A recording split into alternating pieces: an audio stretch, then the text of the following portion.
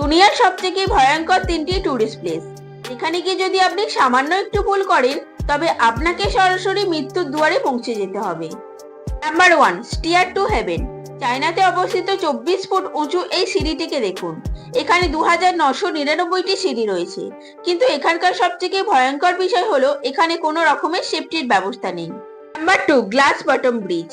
300 metre উঁচু ব্রিজটি চায়নাতে অবস্থিত।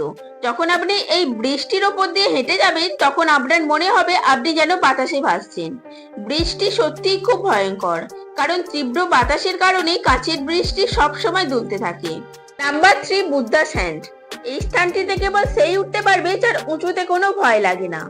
এখানে গিয়ে আপনি প্রাকৃতিক অপরূপ সৌন্দর্য দেখতে পাবেন, কিন্তু এই হাতে কোনো রকমের সেফটির ব্যবস্থা নেই। কেবলমাত্র নিচে ছোট্ট একটি নেট লাগানো রয়েছে। এই ধরনের ভিডিও পেতে অবশ্যই চ্যানেলটিকে সাবস্ক্রাইব করুন।